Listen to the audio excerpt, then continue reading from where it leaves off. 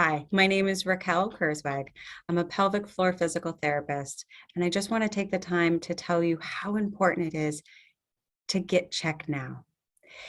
Whether it's a feeling that something's not right or those yearly screenings that you've been putting off for a couple years now, now's the time to get it checked.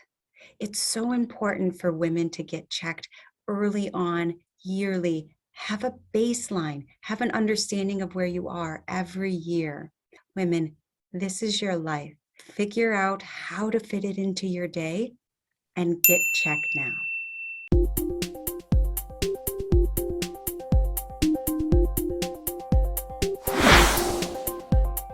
Thank you so much for this opportunity to work with the Women's Diagnostic Network. It's going to be such a great program. Women have such a need for these specialized providers caring for them. We have very specific needs. Our bodies are very, very different than men's bodies and have traditionally not been studied. We don't know as much about what happens with a disease process for women. So the more providers out there that can help with these different conditions and understanding and treating is so important for 50% of the population, right? We say women's health as if this is a strange thing, and yet it's half of our population that we're talking about.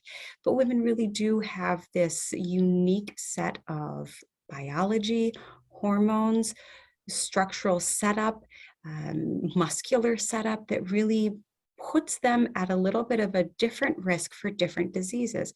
And those diseases really have to be studied and appreciated, and giving women that that yes, there is something wrong. There's a reason that you're having the complaints you are. And actually, it's very common for women to have these complaints.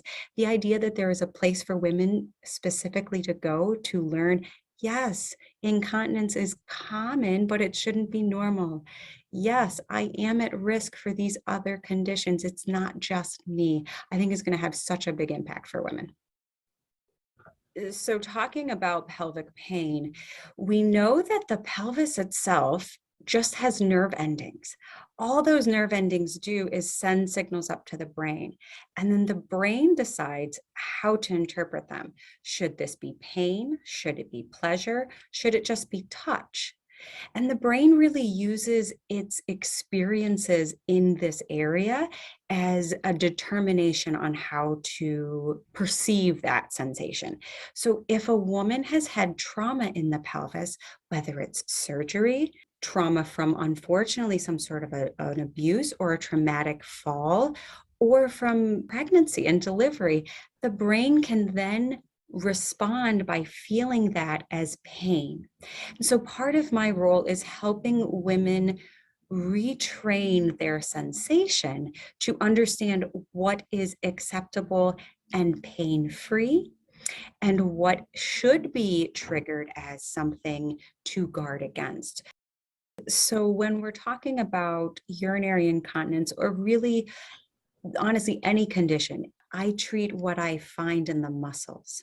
So I kind of shift it into oftentimes two different categories. Are the muscles too weak, or are the muscles too tight? Now, they could be both, and then we're going to address both things. But if the muscles are too weak, then the things that I'm going to be working on is teaching them, women, how to strengthen. How do you do a Kegel? How do we strengthen all the different muscles around the hips?